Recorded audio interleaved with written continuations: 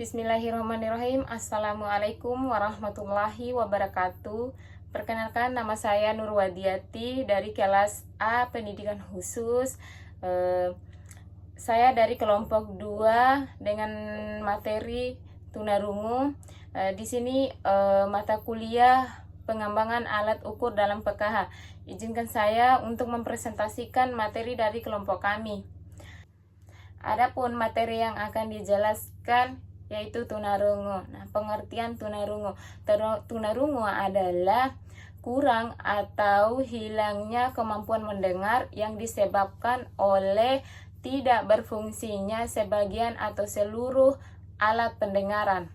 Menurut Dwi Aprianti dan kawan-kawan, istilah tunarungu dalam bahasa Indonesia diambil dari kata tuna dan rungu. Tuna memiliki arti kurang dan rungu yaitu mendengar. Dapat diartikan bahwa tunarungu adalah seseorang yang yang kurang mampu mempersepsikan suara atau tidak mampu mendengar. Kemudian klasifikasi anak tunarungu, ada beberapa tingkatan klasifikasi anak tunarungu. Tingkatan pertama 35 sampai 54 desibel, gangguan pendengaran ringan. Nah, gangguan pendengaran ringan ini memerlukan alat bantu khusus atau alat bantu dengar. Kemudian tingkatan yang kedua itu 55 sampai 69 desibel, gangguan pendengaran ringan, gangguan pendengaran sedang. Nah, gangguan pendengaran sedang ini memerlukan sekolah khusus, latihan bicara dan bahasa dalam kehidupan sehari-harinya. Tingkatan ketiga 70 sampai 89 desibel. Ini gangguan pendengaran sangat berat, gangguan pendengaran berat. Nah, kemudian tingkatan keempat 90 desibel ke atas, yaitu gangguan pendengaran sangat berat dan tidak bisa lagi digunakan dengan alat bantu ataupun latihan secara khusus. Kemudian ada penyebab anak tunarungu. Ada dua faktor penyebab tunarungu ini. Yang pertama faktor internal dan faktor eksternal. Nah, di faktor internal ini ada salah satu dari genetik orang tua yang mengidap ketulian dan dapat mengakibatkan anak ketunarunguan. Kemudian faktor eksternal. Di faktor eksternal ini disebabkan adanya kecelakaan yang menyebabkan gangguan ada gangguan dalam alat pendengaran yang bisa menyebabkan anak tunarungu. Karakteristik anak tunarungu, ada beberapa karakteristik anak tunarungu. Yang pertama itu hilangnya pendengaran ringan. Di hilangnya pendengaran yang ringan ini masih bisa berkomunikasi dengan indera pendengaran. Kemudian hilangnya pendengaran marginal. Hilangnya pendengaran marginal ini bisa berkomunikasi dengan orang lain bisa berkomunikasi dengan orang lain dengan jarak yang dekat, tetapi kalau jarak yang jauh bisa mempengaruhi komunikasinya. Kemudian hilangnya pendengaran sedang. Nah, hilangnya pendengaran sedang ini masih membutuhkan alat bantu pendengaran dan pelatihan khusus dan kepekaan mata untuk berkomunikasi dengan orang lain. Kemudian hilangnya pendengaran berat. Perlu berlatih dengan teknik-teknik khusus seperti belajar bahasa isyarat dan ketajaman mata.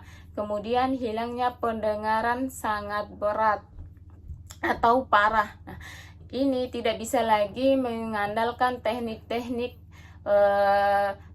tertentu dan dalam berkomunikasi. Alat bantu dengar tidak bisa lagi digunakan.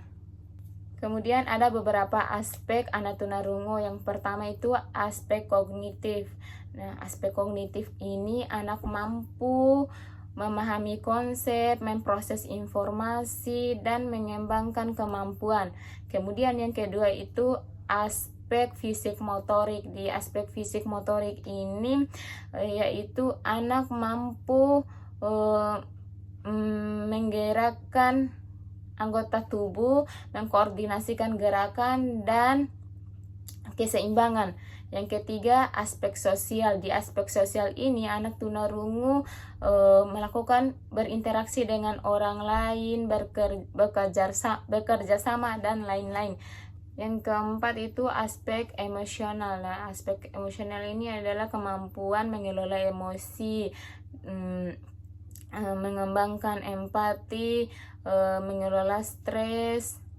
Kemudian aspek bahasa dan komunikasi. Aspek bahasa dan komunikasi anak tunarungu ini di bawah anak-anak pada umumnya, karena mereka mengalami hambatan dalam memproses informasi melalui indera pendengaran. Selanjutnya aspek adaptif, usia 6 sampai 12 tahun menurut Piaget, kemampuan berpikir logis. Nah, di sini anak mampu menggambarkan bahasa, baik itu bahasa isyarat maupun lisan, kemudian mengembangkan konsep. Kemudian anak mampu beradaptasi dengan lingkungan di sekitarnya. Selanjutnya aspek etika dan moral. Nah, aspek etika dan moral ini usia 7 sampai 12 tahun menurut Piaget.